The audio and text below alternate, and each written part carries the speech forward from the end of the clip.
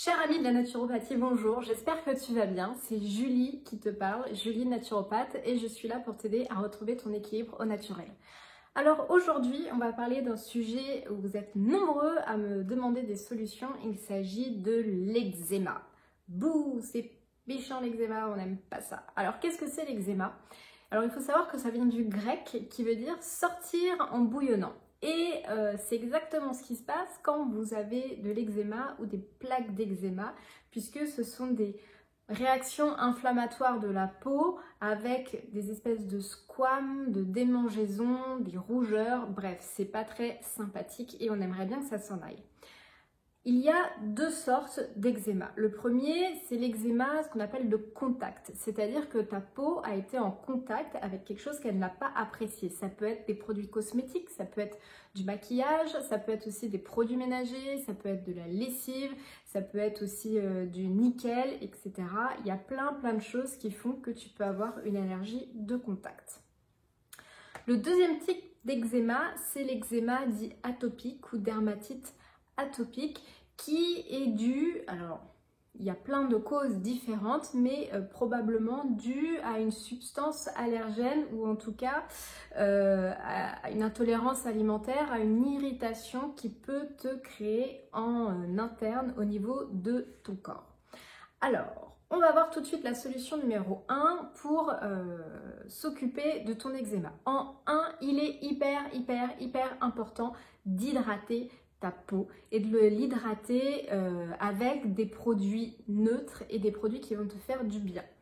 J'ai 3 huiles à te proposer. La première, c'est l'huile de coco. L'huile de coco, il y a eu vraiment des études qui ont été faites dessus par rapport à l'eczéma et qui permettent vraiment d'hydrater la peau. De toute manière, l'huile de coco, c'est aussi bon pour tes cheveux, pour les hydrater, ça c'était le côté positif. Ensuite, il y a bien évidemment l'huile de calendula. L'huile de calendula, en fait, c'est un macérat huileux de calendula pour être plus précis. Et ça va vraiment avoir cet effet hydratation aussi, mais anti-inflammatoire. Et comme je te l'ai dit un peu plus haut, l'eczéma, c'est quoi? C'est une réaction inflammatoire. Donc l'huile de calendula est très bien. Et la dernière que j'apprécie particulièrement, c'est l'huile de bourrache. La bourrache, c'est top. Donc ça aussi, tu peux la mettre sur ta peau sans aucun problème. Je ne te conseille pas d'huile essentielle. Je sais que tu adores les huiles essentielles et que tu aimerais en mettre. Mais dans le cas d'un eczéma, il y a déjà une réaction inflammatoire. Si tu es un petit peu intolérant ou tu peux être allergique aussi aux huiles essentielles, les huiles végétales suffisent largement. Voilà. Donc je te rassure là-dessus. Ensuite, deuxième stratégie, c'est de drainer et de limiter les acides. Qui dit inflammation dit acidité. Et peut-être que la peau qui veut faire sortir les acides, il faut savoir que la peau c'est un émonctoire, c'est-à-dire c'est un organe qui va éliminer les toxines. Peut-être c'est parce qu'elle prend le relais d'autres organes qui sont en tout cas débordés. Et même s'ils ne sont pas débordés, en activant ces autres émonctoires, ces autres déchets, les toxines vont sortir par les autres côtés et du coup il y en aura moins par la peau. Il s'agit du foie et il s'agit des reins. Donc on va essayer de drainer un maximum les acides par le foie et par les reins. Donc les reins, il suffit que tu boives beaucoup d'eau, tout simplement, de l'eau faiblement minéralisée si possible, donc plutôt de l'eau de source, bois beaucoup. Tu peux aussi ajouter des plantes comme de la reine des prés ou de l'orthosiphon qui vont permettre que tu vas drainer un peu plus tes reins, que tu vas éliminer les acides. Au niveau du foie, tu peux utiliser des plantes un peu... alors le romarin, qui est la plante du foie. Tu peux d'ailleurs associer dans une même tisane le romarin et la reine des prés. Ça, c'est tout à fait possible et c'est même conseillé. Tu peux aussi prendre des plantes un peu soufrées comme le radis noir, l'artichaut. Et là, ça va déménager un peu plus. Tu peux aussi jouer évidemment sur l'alimentation en limitant tout ce qui est acide dans ton alimentation. Alors c'est quoi qui est acide dans l'alimentation? C'est le sucre. Le sucre est très acidifiant, donc tout ce qui est pâtisserie, tout ce qui est sucrerie, tout ce qui est aussi charcuterie, tout ce qui est viande rouge, c'est très acidifiant. Les abats, les crustacés, tout ça tu vas limiter au maximum. Tu vas limiter aussi les produits laitiers. c'est vraiment quelque chose, on le sait, hein, l'eczéma, ça vient beaucoup de l'intérieur du corps. Donc si tu veux avoir des résultats en externe, il faut que tu agisses en interne. Pour drainer vraiment bien les acides, et c'est en lien aussi avec l'alimentation, tu peux te faire une cure de monodiète, c'est-à-dire que tu manges qu'un seul aliment pendant 3 ou 4 jours, peut-être même 5. Si tu fais déjà 3 jours, j'avoue, c'est quand même super bien. Et la compote de pommes, c'est top parce que ça va drainer beaucoup ton foie aussi et ça va faire énormément de bien à tes intestins. Donc si tu peux te permettre de faire 3 jours de compote de pommes, évidemment maison, évidemment sans sucre, mais avec de la cannelle par exemple, des épices comme de la vanille, ça c'est vraiment bien et tu vas avoir ta peau qui va se métamorphoser du jour au lendemain. Tu peux aussi faire, si tu es en été, une monodiète de jus de légumes verts. Pendant 3 jours, pareil, ce sera déjà super bien.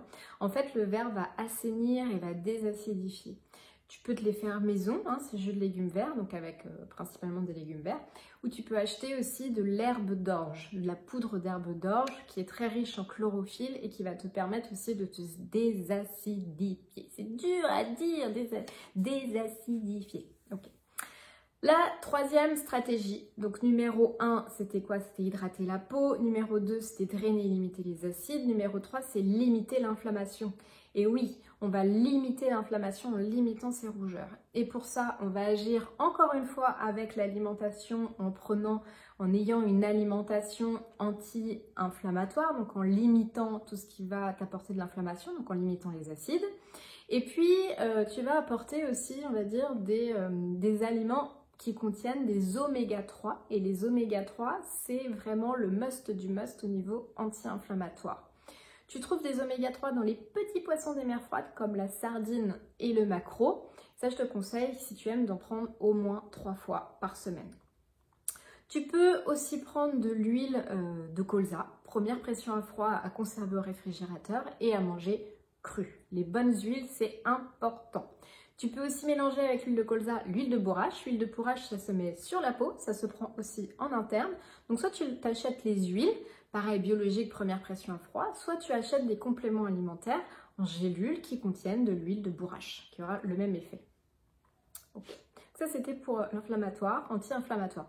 Évidemment, si tu aimes le curcuma, vas-y, mets-en du frais sur tous tes plats. C'est un super bon anti-inflammatoire. Le numéro 4, c'est de chouchouter son intestin. Stratégie numéro 4, chouchouter son intestin. Pourquoi? Parce que si ton intestin est un peu fragile, un peu sensibilisé, il risque d'être perméable. C'est-à-dire qu'il risque d'avoir des pathogènes ou des toxines qui vont passer à l'intérieur de ton corps et ça va créer une réaction inflammatoire. Et cette réaction inflammatoire peut être à l'origine de ton eczéma. Donc il faut vraiment que ton intestin soit béton de chez béton. Alors pour ça, tu peux faire des cures de probiotiques, ça va t'aider à prendre soin de ton intestin. Voilà. En tout cas, c'est hyper important. Notre santé vient tout d'abord de l'intestin, sache-le, c'est bon à savoir. J'ai plein d'articles sur mon blog concernant l'intestin et si tu as des questions là-dessus, n'hésite pas, je t'en dirai plus avec plaisir. Le 5e point, mais non le moindre, c'est la gestion du stress. Et oui, le système nerveux et le système cutané sont très liés. Pourquoi? Parce que quand on n'est encore qu'un embryon dans le ventre de notre mère, ces deux systèmes, ce sont les derniers à se séparer.